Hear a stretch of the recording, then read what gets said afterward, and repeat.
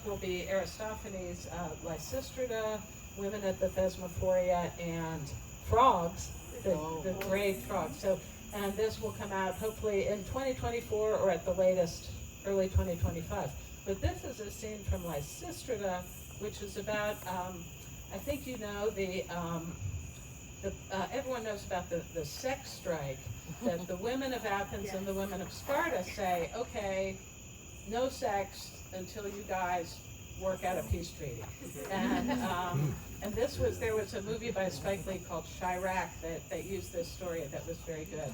And but part two of this scene is not about the sex strike. It's 100% non-obscene and family friendly. And the other part of the plan is that the women seize the Acropolis, which is of Athens, which is not only the sacred citadel and the religious center of the city, but it's where the money is. It's where the funds are. So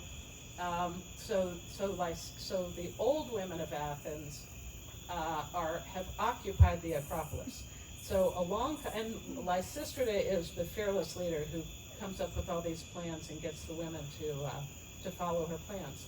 So she is challenged by a magistrate played by Mr. Stephen Froehlich. And this scene is taking place on the Acropolis. It's a lot of tragedies and comedies have a debate scene called an agon. And Linda Froehlich will be playing an old market woman who is one of the women who's helping to occupy the Acropolis. And I'll be playing Lysistrata. And the scene will be introduced by the chorus as portrayed by Atticus. Svarlien. So he'll start the ball rolling. Cross-examine her now, and don't fall for her falsehoods. Ask questions. Make sure that you get answers. You must find for yourself if her story rings true. It would be a disgrace to ignore this. Absolutely, by Zeus. Here's what I'd like to know. First of all, tell me, what were you after when you barred up and bolted the gates? Locked us out of the citadel of our own city. We're protecting the money and keeping it safe. We don't want you to use it for warfare. So the reason we fight is because of the money? Of course. That's why everything's muddled. Pysander and those other crooks who hold office would stir up some ruckus or other for one reason only, to give themselves something to steal. Well, if that's what they're after, let them go on and try it. The money's locked up. From now on, we're denying them access. Well, then what will you do? What on earth do you think? We ourselves will take charge of the money. You'll manage the money? Yes, naturally. I don't see why you'd consider that shocking. We women have always been managers. We always handle the household finances. But that's not the same Oh, thing. it is? And why not? We need this money for the war effort. That's just it. We object to the war. Shut it down. Well, how else are we going to be saved then? We'll save you. You? Are you kidding? Yes, us. That's ridiculous. You are pathetic. Like it or not, you'll be saved. What you're saying is shocking. I see you're annoyed then. Too bad. We will do what we must all the same. By Demeter, I call this injustice. You'll be saved, my good man. Even if I don't want to? Of course, that is all the more reason. Since when are you women concerned with these things, war and peace? This is not your department. I'll explain. Hurry up, or I'll hurt you. No, stop. Keep your hands to yourself now and listen. I can't help it. It's hard to hold back. I'm so mad. If you don't, then it's you who gets hurt. Go croak out that curse on yourself, you old crone. Now, explain this to me. I'll be glad to. In the old days, we used to endure and keep quiet, no matter what man would get up to. That's because we were wise and restrained, and of course because men had a rule about speaking.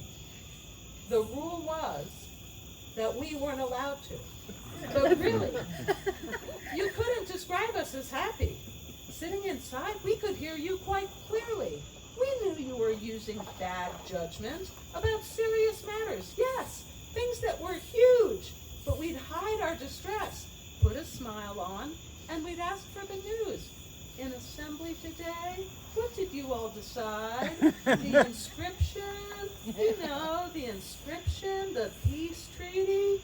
Then all our husbands would snap at us. Woman, what do you care? Be quiet. And so I'd shut up. Not me, though. I would have kept talking.